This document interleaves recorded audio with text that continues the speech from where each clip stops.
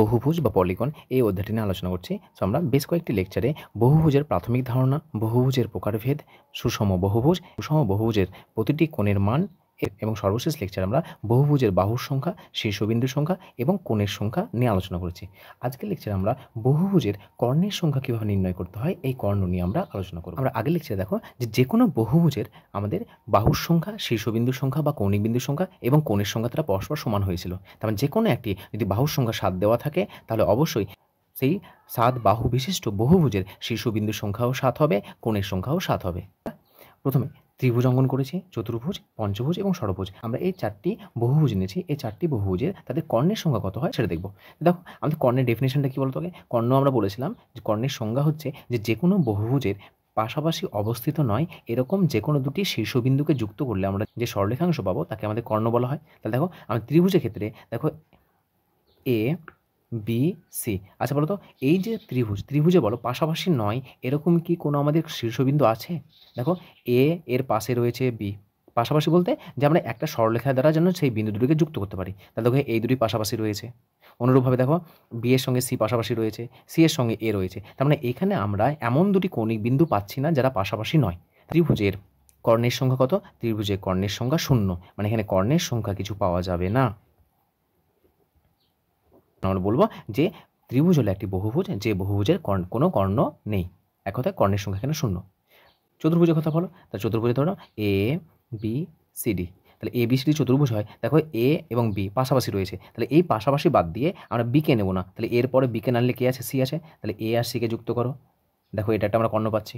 অনুরূপভাবে বিতে চলে আসো। দেখো বি এর পরে এ আছে, তাহলে নিতে পাবো না। বি এর পরে সি আছে, নিতে পাবো না। তাহলে বি, এ আর সি ছাড়া কে আছে? ডি আছে। তাহলে বি আর ডিকে যুক্ত করো।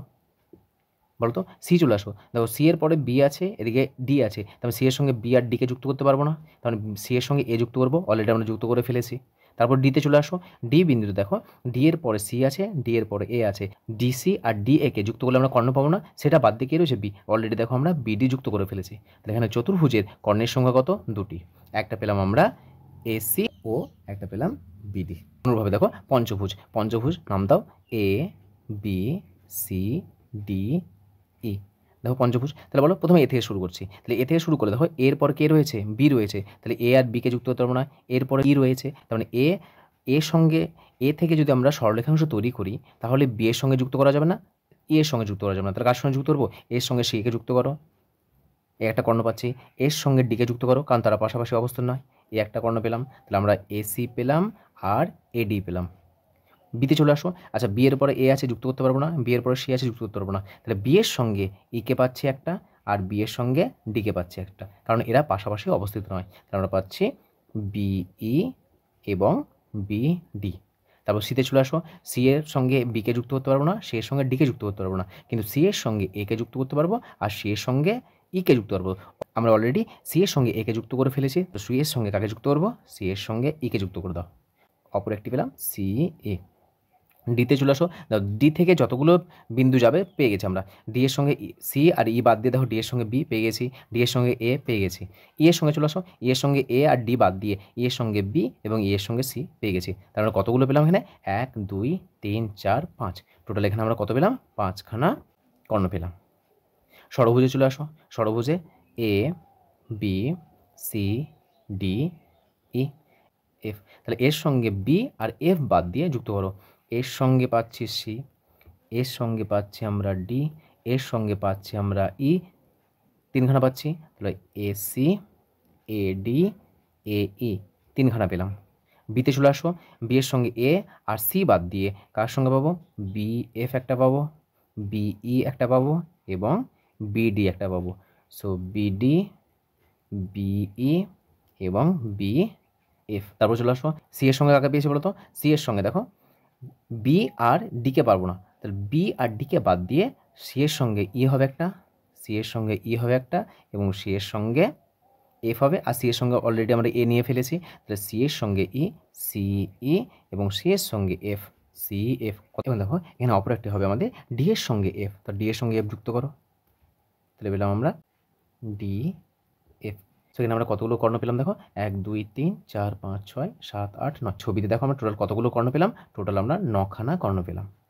সেখানে আমরা ত্রিভুজের কোনো কর্ণ পেলাম না, চতুর্ভুজের 2টি কর্ণ পেয়েছি, পঞ্চভুজের 5টি কর্ণ এবং ষড়ভুজে 9টি কর্ণ পেয়েছি। তাহলে এইভাবে আমরা যে কোনো বহুভুজের কর্ণকে না অঙ্কন করেও আমরা একটা সাধারণ সূত্র রয়েছে, সেই সূত্রের সাহায্যে যে কোনো বহুভুজের আমরা কর্ণের সংখ্যা নির্ণয় করতে পারব। যে n সংখ্যক বাহু বিশিষ্ট বহুভুজের কর্ণের সংখ্যা, শুধুমাত্র এই সূত্রটা মনে রাখবে যে বাহুর সংখ্যা যদি n হয় তাহলে কর্ণের সংখ্যা হয় n into n minus 3 divided by 2। এটা হলো আমাদের n সংখ্যক বাহু বিশিষ্ট যে কোনো বহুভুজের কর্ণের সংখ্যা। দেখো এই সূত্রটা অ্যাপ্লাই করো, অ্যাপ্লাই করে আমরা এখানে যে কর্ণ সূত্রটা অ্যাপ্লাই করে দেখো ত্রিভুজের বলো, চতুর্ভুজের বলো, পঞ্চভুজের বলো এবং ষড়ভুজের বলো, প্রত্যেকের যে কর্ণগুলো আমরা অঙ্কন করে পেয়েছি আমরা ওই সূত্রের সাহায্যও পাবো। কত আসবে দেখো এখানে ত্রিভুজের ফর্মুলা কি বললাম, n ইন্টু n মাইনাস 3/2। আচ্ছা বলো এই যে ত্রিভুজে n এর মান কত, n এর মান 3, তা ত্রিভুজে n এর মান 3 হলে মান বসাও, তাহলে এটা আসছে আমাদের 3 ইন্টু 3 মাইনাস 3 ডিভাইড বাই 2। তাহলে দেখো 3 মাইনাস 3 শূন্য চলে আসছে, তা 0/2 সমান হচ্ছে 0। এখানেও আমরা দেখো ত্রিভুজের কর্ণের সংখ্যা কিন্তু কত পেয়েছিলাম, 0 পেয়েছিলাম, মানে কোনো কর্ণ পাইনি।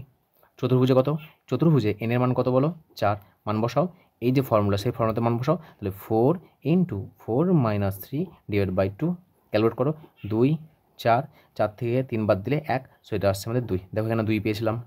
পঞ্চভুজে চলে আসো, মান কত বলো, n এর মান হচ্ছে আমাদের 5, যেহেতু পঞ্চভুজ n এর মান 5, n হচ্ছে আমাদের বাহু, সো কত হবে এটা আমাদের 5 ইন্টু 5 মাইনাস 3 ডিভাইড বাই 2, মান বসাও 5 ইন্টু 2/2, 2 ক্যান্সেল, সমান হচ্ছে 5। কর্ণের সংখ্যা কত 5, দেখো এখানে আমরা কর্ণের 5টি পেয়েছিলাম। ষড়ভুজে n এর মান কত বলো 6, n হচ্ছে আমাদের বাহু 6, তাহলে মানটা বসাও 6 ইন্টু 6 মাইনাস 3/2, কত হবে কাটাটি করো 3, সো 3 ইন্টু 3, সো 3 3 যা 9। সো আমরা ষড়ভুজে কতগুলো আমরা কর্ণ পেয়েছিলাম, 9খানা কর্ণ পেয়েছিলাম। দেখো এখানে আমরা 9খানা কর্ণ পেলাম। সুতরাং n সংখ্যক বাহু বিশিষ্ট যে কোনো বহুভুজের কর্ণের সংখ্যা n ইন্টু n মাইনাস 3/2। এই শুধুমাত্র এই সূত্রটা একটু মনে রাখবে, আমরা যে কোনো বহুভুজের কর্ণের সংখ্যা নির্ণয় করতে পারবো। এর পরবর্তী লেকচারে আমরা বহুভুজের যে বহিঃকোণ এবং অন্তঃকোণ রয়েছে সেগুলো নিয়ে আলোচনা করব।